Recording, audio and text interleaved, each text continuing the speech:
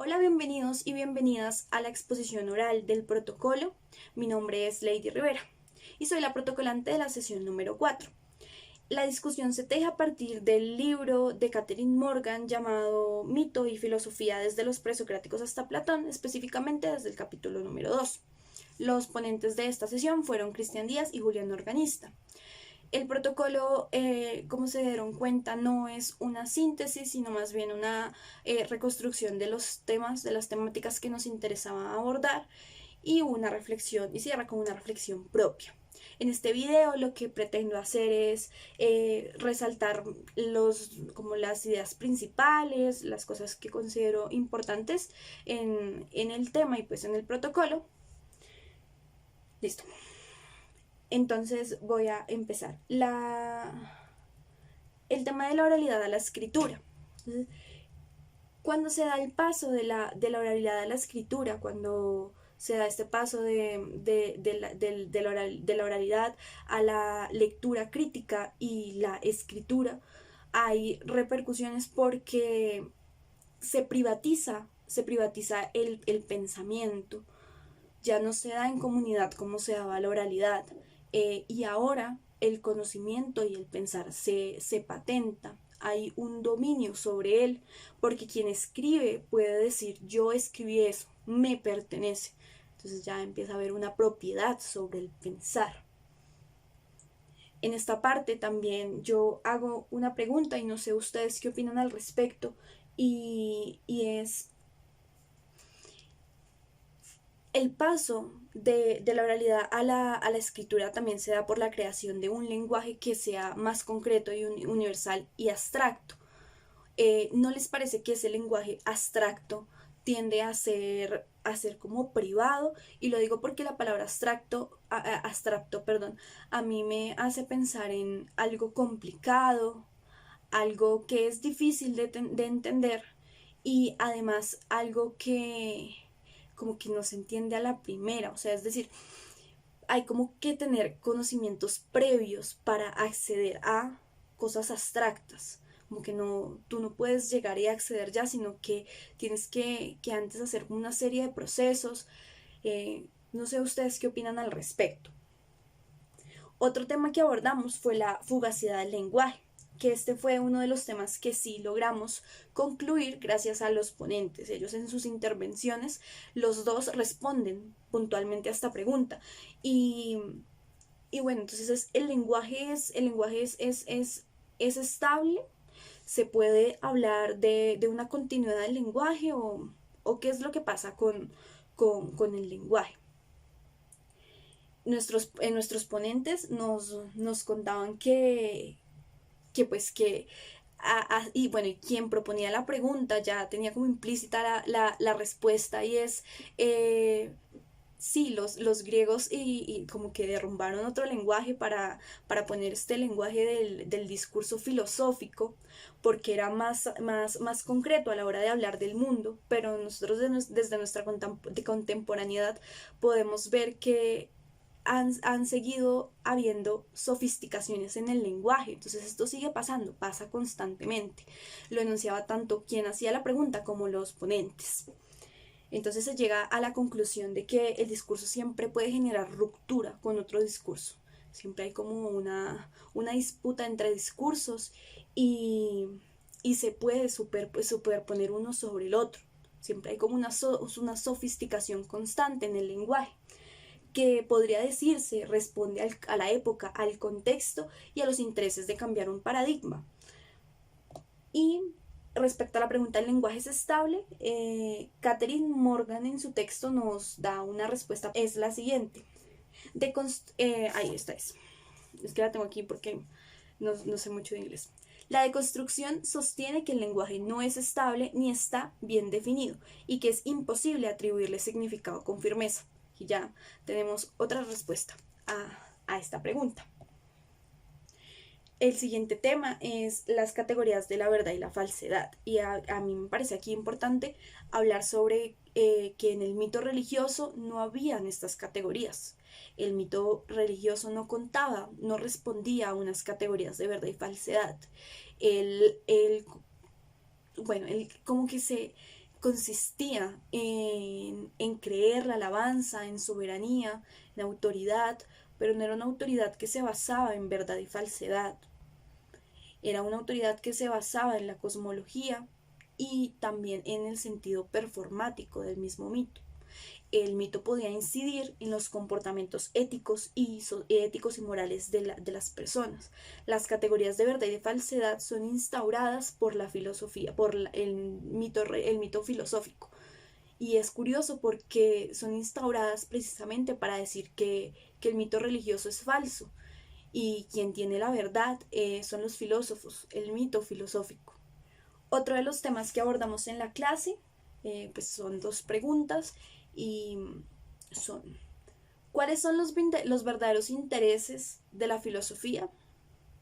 La filosofía tiene un carácter político, y es que parece ser que la filosofía no fue ingenua al superponerse al mito, porque ella desecha algunas cosas pero se aprovecha de otras, como por ejemplo la performatividad, y se apropia de esta característica del mito religioso porque es lo que permitía que el mito religioso tuviera incidencia en las personas, tuviera poder, autoridad sobre sus decisiones morales y éticas. Entonces, el mito filosófico se apropia del carácter performativo porque pareciera buscar también poder sobre el actuar de las personas. Entonces, al parecer, el auge de la filosofía también nos esconde cosas, también tiene intereses que tal vez no hemos identificado.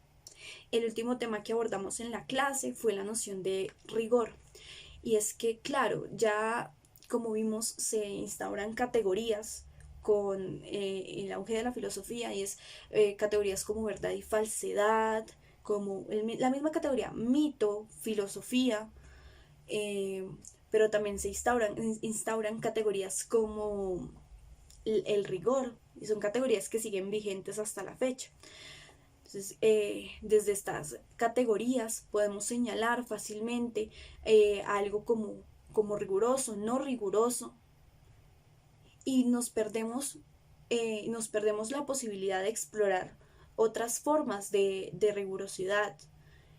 ¿Quién puede decir que en un poema no hay rigor? Un poema es riguroso, o en otra forma poética. Eso es por parte de los temas. Ya lo último, como les conté, es la reflexión que hago. Eh, la reflexión parte desde una pregunta que ha acompañado nuestro seminario, y es cómo impacta la historia de la filosofía, las distinciones entre mito y logos. A partir de las discusiones que hemos tenido hasta el momento, podemos decir que la impacta en el sentido de que creó binarios. ¿Y, y qué quiero decir con esto? Y es que ya vemos que hay una construcción de categorías que se excluyen entre sí, como verdad, falsedad, irracional, racional, oralidad, alfabetización, rigor, falta de rigor, entre otras. Entonces, esto hace que la separación mito y logos haya creado, como que haya estructurado esta forma de pensarse el mundo desde contrarios. Porque pues como se ve en el texto, en el mito religioso no hay categorías de falsedad y de falsedad y de verdad. El mito religioso no se da desde contradicciones, desde dicotomías, no. Y de hecho, en ese mito, las personas tienden a ser íntegras, perdón. O sea, es como un solo pensar, no están divididas. En cambio, con el mito filosófico sí hay una ruptura. Entonces ya se piensa de es, no es. Entonces, como que se crean unos esquemas en los que se determina o es tal cosa o es la otra. No pueden ser las dos. O es filosofía o es mito. No puede ser filosofía y mito. O es filosófico o es mítico. No puede ser las dos. Entonces como que hay esa ruptura en la forma de hablar y de pensar el mundo. Entonces yo me pregunto, ¿siguen vigentes esas categorías? Sí. Y de hecho, Catherine Morgan en su texto es muy precisa con esto al señalar lo siguiente. El estudio de cómo se ha perpetuado el pensamiento griego nos ayuda a ver cómo la filosofía organizó su propio universo intelectual y determinó cómo organizaremos el nuestro. Entonces, claro, los filósofos crearon su universo intelectual desde estas categorías que se excluyen entre sí.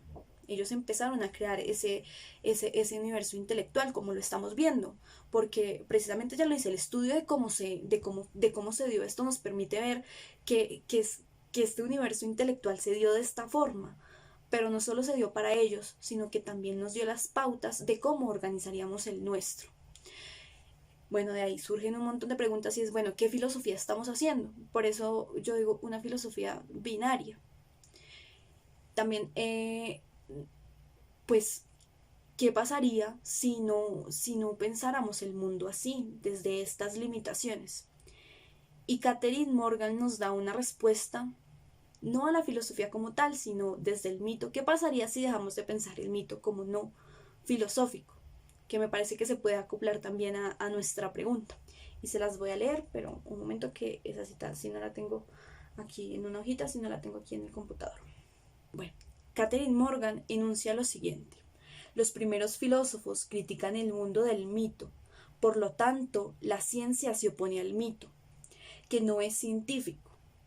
Así, el mito es irracional. Sin embargo, solo existe una relación contingente entre las dos premisas de secuencia. Una vez nos hemos librado de la noción de que el mito es innatamente no filosófico, nos habremos preparado a nosotros mismos para apreciar las posibilidades filosóficas del mundo. Entonces yo llevaba esta reflexión a que si nos desprendemos de este pensamiento que parte de categorías que se excluyen entre sí, podríamos aprovechar el mundo filosófico, podríamos conocerlo sin limitaciones precisamente. Y bueno, ya eso fue todo por mi protocolo. Lo siento si me extendí, traté de ser sintética, pero es complicado. Muchas gracias a todos y a todas por escucharme. Cualquier comentario pues pueden dejarlo en el protocolo.